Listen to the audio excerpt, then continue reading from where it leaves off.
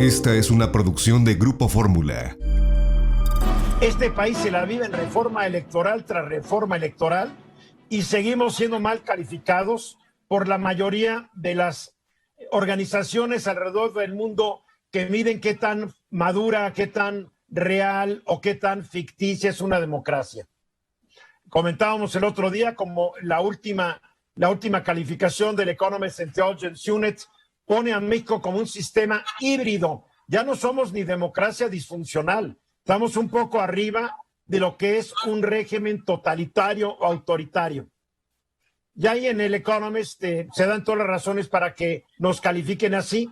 Freedom House también nos dice, somos un país donde los ciudadanos somos casi libres. Y supuestamente cada reforma electoral, mi querido Bernie, era para perfeccionar nuestra democracia.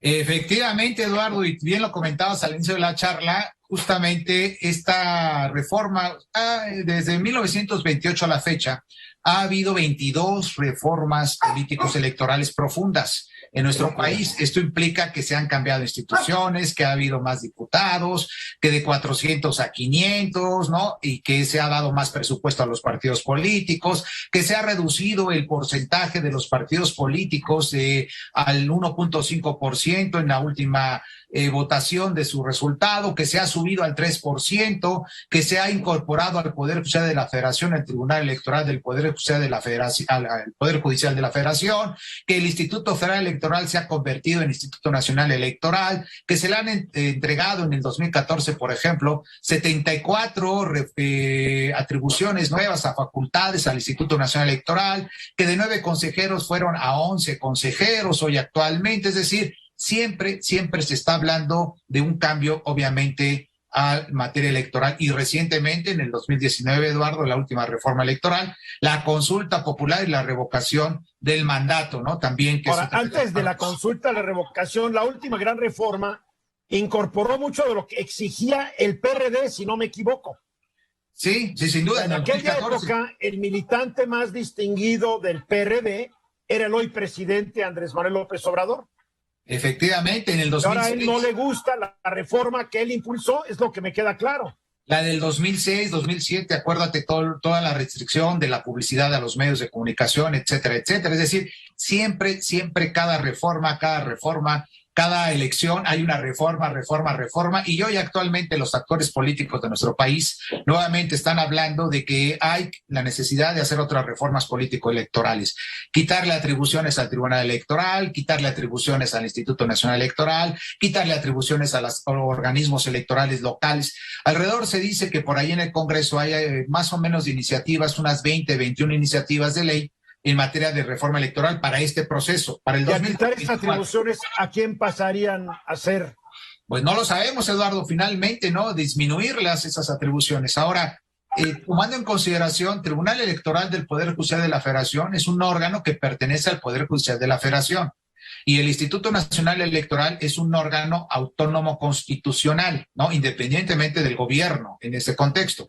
Y es el que, como bien sabemos todos los ciudadanos, es el que ha evaluado constantemente los procesos electorales en nuestro país. Entonces, pues obviamente siempre se trata de mejorar, eso es cierto. Pero la gran pregunta que yo me he hecho y la reflexión que aquí comparto con ustedes es en el sentido de entender si efectivamente se requiere otra reforma político-electoral profunda. ¿Y qué es lo que se le va a hacer? O sea, ¿qué más se le podría dar al Instituto Nacional Electoral? Inclusive, aquí lo hemos comentado mucho también, Eduardo, reducirle el financiamiento público a los partidos políticos, por ejemplo, ¿no?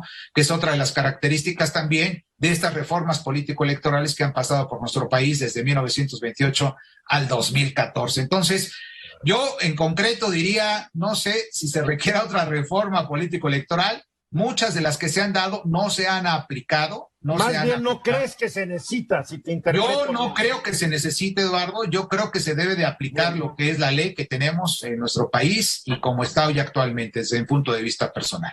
Venus.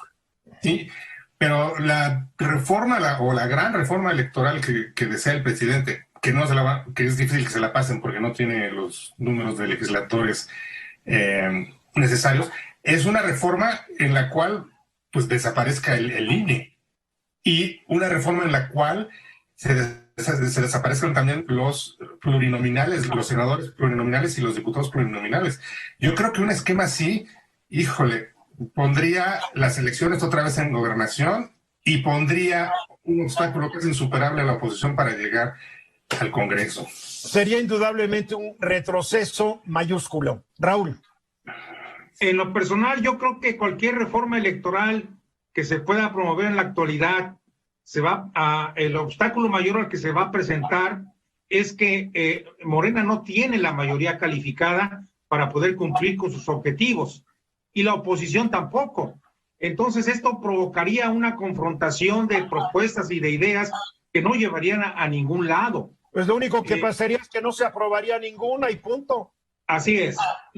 Yo lo que sí creo en lo que dice Bernardino es que la ley electoral ocupa una serie de reformas que serían trascendentales, y me pronuncio por 2 que 3 nada más. Por ejemplo, la segunda vuelta.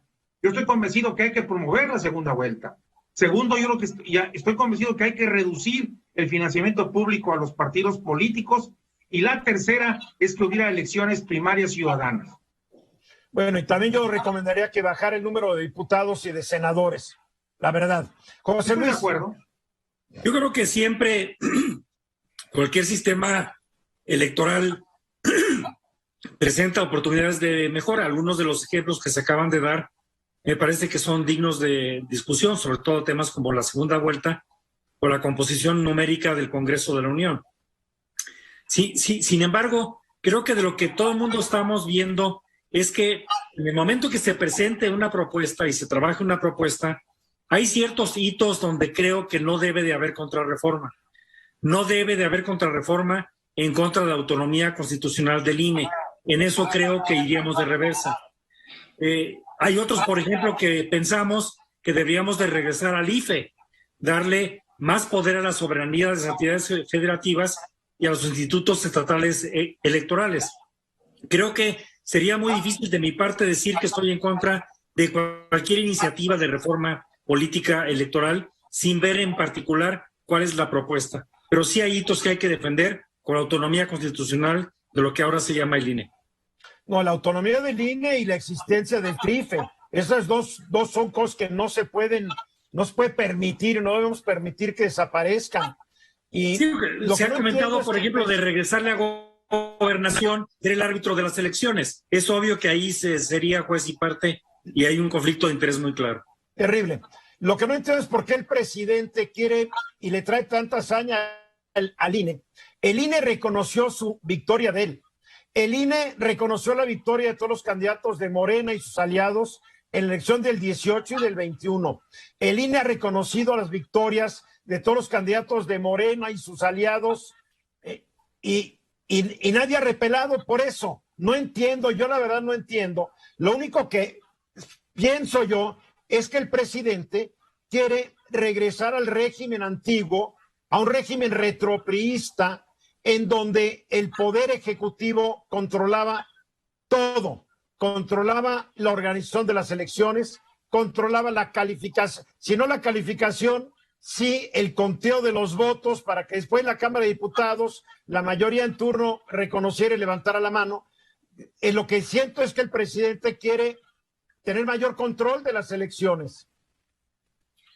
Pues mira, Eduardo, yo lo que considero que, bueno, sin duda, no creo que sea eso, esa parte. Lo que hay que entender que el Instituto Nacional Electoral ha tenido un cambio muy importante de transformación en nuestro país desde 1988. Hace rato Venus hablaba de una Comisión Federal Electoral que justamente en gobernación se encargaba de organizar las elecciones, que ese era en el 88, 87. Y el Instituto Federal Electoral ha ido creciendo también por esa demanda de la ciudadanía, que está un órgano autónomo que se encarga especialmente de las elecciones, de organizar todas las elecciones en principio, ¿no? Respecto a lo que decía de la segunda vuelta, ¿no? Raúl, yo sí no considero que sea necesaria una segunda vuelta, porque la última elección del 2018 hubo una mayoría de 30 millones de votos, ¿no? Sí, pero también ve cómo los gobernadores sigan con unas minorías, mi querido Bernardino. Pero estamos hablando a nivel federal, Eduardo. No, yo digo que a nivel de cualquier cargo habría que valorarlo. Presidente y gobernadores debería haber segunda vuelta. Muy probablemente sí, quizás en algunos estados. Para que el que gane con la mayoría de que los gane votos. con una mayoría impresionante, eso es cierto, ¿no? Así debe ser. Así debe ser, está muy bien, tienes razón en esa parte también. Sin embargo, pues bueno, cuando hay resultados muy amplios, ¿no? La segunda vuelta pues tampoco tiene gran validez en un momento determinado, que eso bien lo sabemos, ¿no? No hay segunda Pero, vuelta bueno, si alguien gana con el 50+1, ¿para qué segunda vuelta? ¿para qué más vuelta? Pero mira, a lo mejor sabes que, Eduardo, la reducción de precampañas, haciendo una grande reflexión, porque tomamos en cuenta que las campañas de un diputado, de senadores, inclusive el nuevo presidente de la República, son muy grandes, son muy amplias, ¿no? Muy largas. Muy largas. Entonces, esto quizás pueda resultar. Vamos a los mensajes, gracias, Bernardo. Esta fue una producción de Grupo Fórmula. Encuentra más contenido como este en radioformula.mx.